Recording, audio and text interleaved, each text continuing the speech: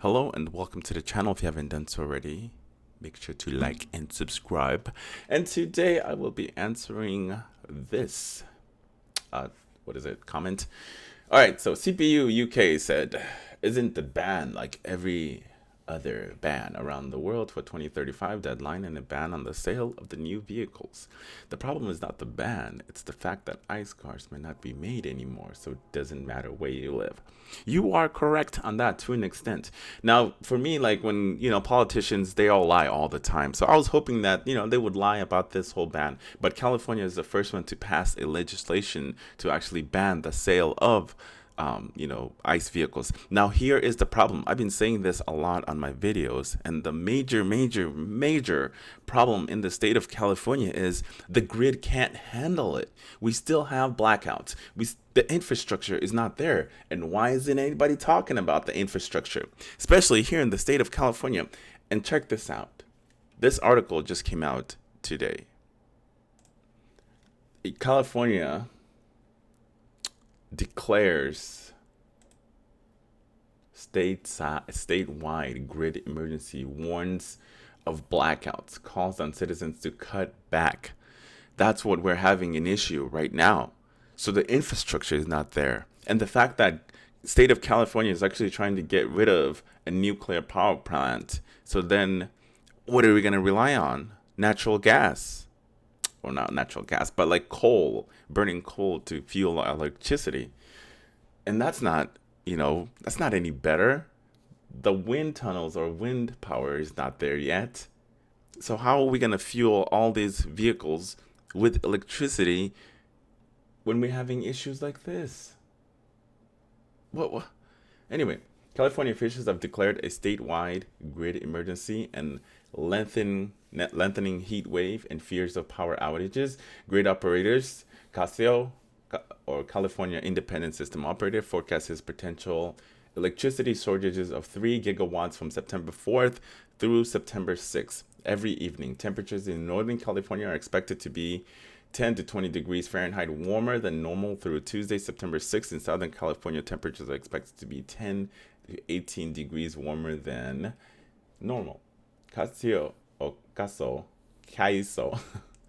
has called Californians to take voluntarily conservation steps such as setting thermostats to 78 degrees or higher, avoiding the use of major appliances, and turning off unnecessary lights. Electric car users should avoid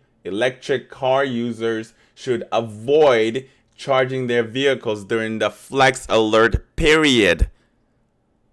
So how the hell are you going to be pushing down these EVs down our throats, but you don't have the infrastructure ready to expand, and you want to ban the ICE vehicles? Yes, I somewhat agree to the ban, but the grid is not ready. The grid cannot handle all these people plugging their electric cars. It's only going to get worse.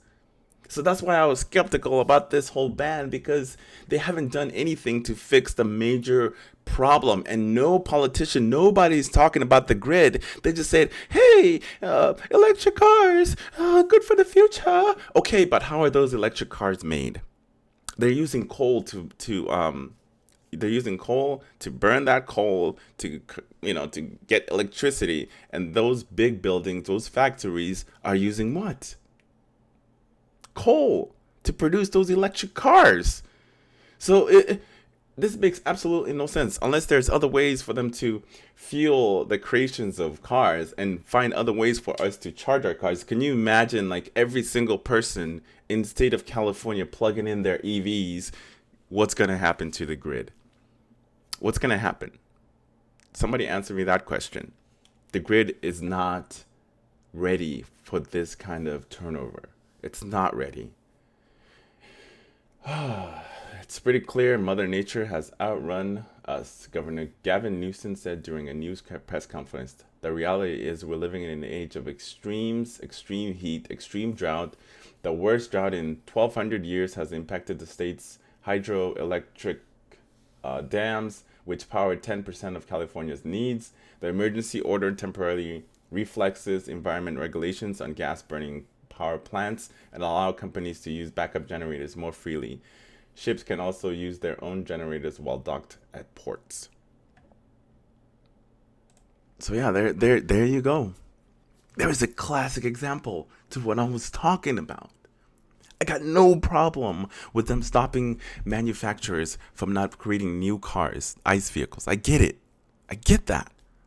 But EV is not the solution. It's not the end all be all. We need an alternative besides EVs.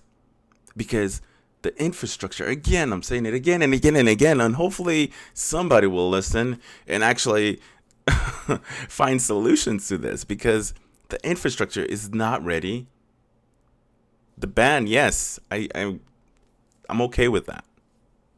But fix the grid first, because we're still having issues to where we can have rolling blackouts in the state of California. And that's the state that I live in. I don't know about any other states except for this one, because this is where I live. And we are one of the strictest when it comes to emissions and just overall nonsense, in my opinion. But we'll see what happens. Right now it's 100 degrees outside, and they expect you to have your AC cranked all the way up. Not me. Not me. I'm cranking it down with 72 degrees in this mug, yo. And my bill is absolutely outrageous. I think last month I paid almost $400. I think it was $400. And then the month before that, it was $380 for my electricity bill. But the upside is I don't charge my car at home. I utilize the free charging whenever I can. So therefore, it doesn't really increase my costs as much at all. So the electric car has been godsend. Besides that, I still have my ICE vehicle, which I intend never to get rid of, but we'll see what happens. I'm just going to keep relaying the same message. I mean, I'm okay with the ban, but find us an alternative to see where we can have, electricity that's readily available for us to use at any time that we choose to. Because right now, like I said, it's not ready. It's not there yet. And nobody's talking about this. All these politicians, man, they're just full of shit. They just say whatever they want to say, but there's no real solutions to the grid. Nothing. There's none. No real solution. Nobody's talking about it. They want to shove these ideas down your throats, and some people are just going with it. But how is it going to be, implemented? How is it going to be executed? How is it going to make sense? It makes no sense at all. What? Okay, that's the video. Before I go on and on and on and on, I hope you like it. As always, if you like it, make sure you give this video a like and subscribe if you haven't done so already. And I will see you in the next video. Tell your politicians to fix the grid first before shoving EVs down our throats, please. I don't mind EV. I have one. I'm just saying, politicians are trying to go green. EVs aren't really that green. Let's be real. How are they made? How are they charged? I'm out.